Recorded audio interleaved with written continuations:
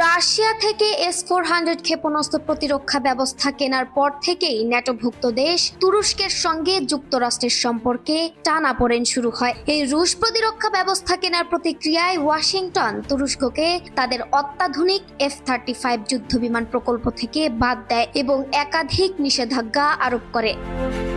তবে এসব প্রতিবন্ধকতার মধ্যেও F-35 কর্মসূচিতে আবার যুক্ত হওয়ার জন্য জোর তৎপরতা চালিয়ে যাচ্ছে আঙ্কারা।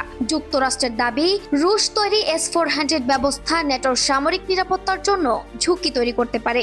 অন্যদিকে তুরস্ক স্পষ্ট করে জানিয়েছে, এই প্রতিরক্ষা ব্যবস্থা কখনোই ন্যাটোর সামরিক নেটওয়ার্কের সঙ্গে যুক্ত করা হবে না।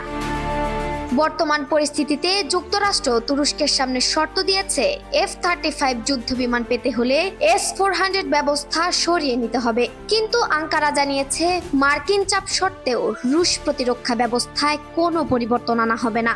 শুক্রবার তুরস্কের প্রতিরক্ষা মন্ত্রণালয় এই বিষয়ে তাদের অবস্থান পূর্ণ ব্যক্ত করে।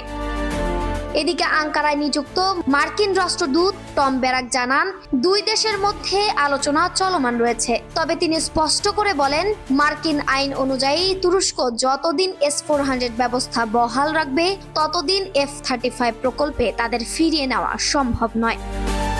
মার্কিন নিষেধাজ্ঞা প্রত্যাহার এবং F-35 কর্মসূচিতে পুনরায় যুক্ত হওয়ার লক্ষ্যে দীর্ঘদিন ধরেই কূটনৈতিক প্রচেষ্টা চালিয়ে যাচ্ছে তুরস্ক।